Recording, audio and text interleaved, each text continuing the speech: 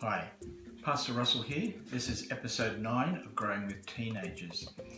A parent in our church community asked this question: how do I balance being content with who my child is and yet wanting them to live up to their potential and purpose in life? That's an excellent question, and one that I'd love to hear from others who maybe have some helpful advice and wisdom to share with us. If you do, then let us know. The question reminds me of a time when my mother was very upset with me about my school results after I had completed my first year of high school. When she saw the results, she gave me a severe lecture about how I was performing well below my ability, that I was being lazy and that I was capable of doing so much better. She told me that if I didn't start working harder at school, I would end up being in some ordinary job like a carpenter.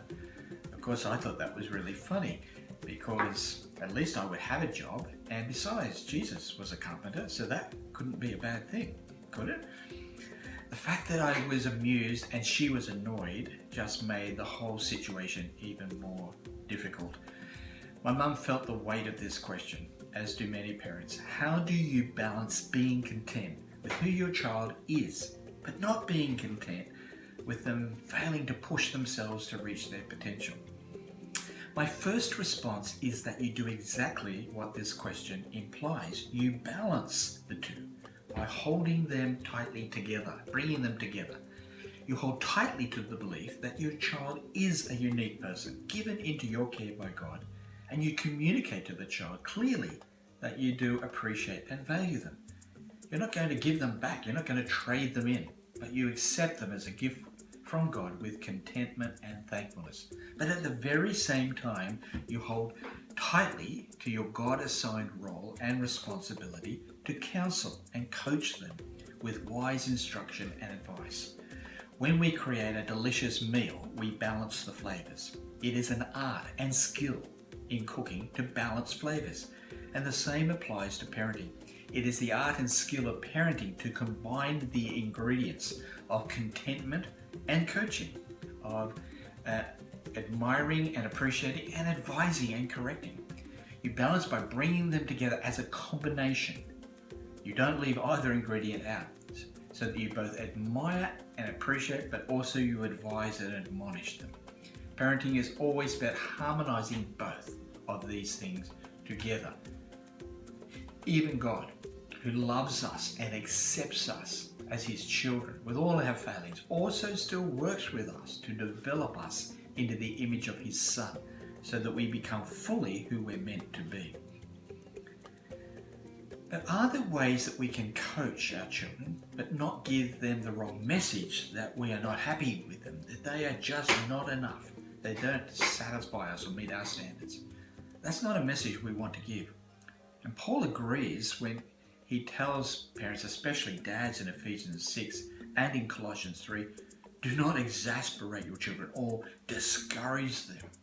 Don't exasperate them by failing to give them advice and instruction, and don't discourage them by giving them a truckload of unrealistic and unreasonable expectations. Instead, he calls us to gently parent by coaching and counseling our children, by nurturing and admonishing them, bringing out the best in our child as far as it's possible in our contribution.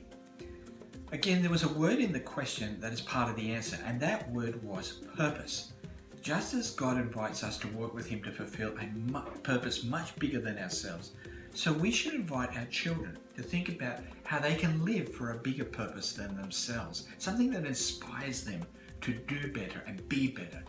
Someone said if you want to build a boat, then you don't ask people to go collect wood and put it together. Instead, you show them the ocean and you create a longing in their hearts to explore that ocean.